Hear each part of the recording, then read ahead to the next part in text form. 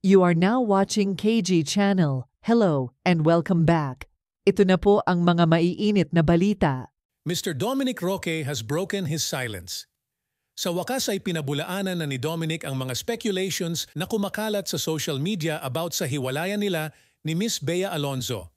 Ilang araw na rin na mainit sa social media ang pangyayaring ito dahil sa mga binitawang mga salita ni Miss Fermin patungkol kay Mr. Dominic at Miss Bea Alonzo. Ngayon ay official nang naglabas ng statement ang mga abogado ni Mr. Dominic patungkol sa issue. Ito ang nasa statement on behalf of Mr. Dominic Roque. We strongly condemn the malicious and defamatory public statements of Miss Fermin. These defamatory statements were made by Miss Fermin under the guise of entertainment news without any effort from her to confirm the same from Mr. Dominic Roque.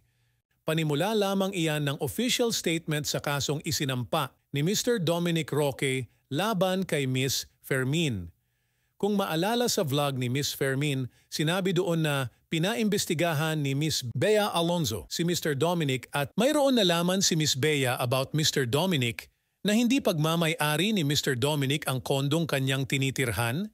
Kasunod pa nito ang pahayag ni Miss Fermin na ang dahilan ng paghihiwalay ng mag-ex-fiancé na si Miss Bea at Mr. Dominic ay ang hindi pagpayag di umano ni Mr. Dominic na pirmahan ang prenuptial agreement at hindi daw pinirmahan ito ni Mr. Dominic. Nilinaw din ni Mr. Dominic na walang katotohanan na pinag-awayan nila ni Miss Bea ang tungkol sa prenuptial agreement. Lahat ng binitawang salita ni Miss Fermin ay pinabulaanan ni Mr. Dominic at wala daw itong katotohanan. Bago ilabas ang official statement ni Dominic laban kay Miss Fermin, ay una nang nagsalita si Dapitan Mayor Halosios at pinabulaanan din ang mga pahayag ni Miss Fermin. Clarify ko lang, actually, yung kondo totoong akin talaga yon. Ginawa ko siyang Airbnb. Siyempre, as a friend, barkada, si Dom, asked me if I want to have it rented. Natawa na nga lang ako bakit tumalon yung issue sa business na binahay na, the Dapitan Mayor said. Nauna nang inihayag ni Tito Boy Abunda noong Pebrero na naghiwalay sina Mr. Roque at Miss Alonzo matapos kumalat online ang espekulasyon ng publiko tungkol sa kanilang hiwalayan. Kalaunan ay kinumpirma ng mag-ex-fiancé ang pagtatapos ng kanilang relasyon sa isang pinagsamang post sa Instagram. Napansin din ng mga netizens sa pinost ng GMA Integrated News sa Instagram na statement ng abogado ni Mr. Dominic Roque na napakomment si Miss Carla Abellana. Kung matatandaan, ay nagkomento din si Miss Fermin patungkol naman sa mga pre-love items na binebenta ni Miss Carla Abellana. Marami kasi ang mga netizens na pinuna din ang mga pre-love ni Miss Carla Abellana dahil nga nag-trending daw ito, kaya nagbigay naman ng komento ang veteranong columnist patungkol dito. Marami namang mga netizens ang nagbigay ng suporta kay Mr. Dominic Roque sa kanyang naging desisyon at maraming mga fans din ng Beadom ang hoping pa rin na sana ay magkaroon pa ng isang chance ang dalawa.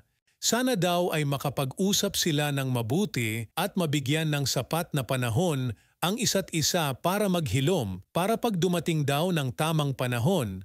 Baka ang universe din ang gagawa ng paraan para magkausap at magkabalikan ang dalawa. Pero for now, since yan ang desisyon nila, suportahan na lang natin sila at suportahan din ang mga projects at endorsements na ginagawa nila ngayon. Ang importante naman dyan, may isa silang desisyon para tapusin ng maayos ang kanilang relasyon at hindi sila nagkasakitan ng malala gaya ng pisikalan. Ipagdasal na lang siguro ang healing ng dating mag-fiancé. Sa ngayon kasi busy si Miss Bea at Mr. Dominic Roque sa kani-kanilang trabaho. Samantala marami naman ang dumating kay Mr. Dominic Roque na blessings dahil may mga endorsements na dumating at tinatrabaho niya ngayon.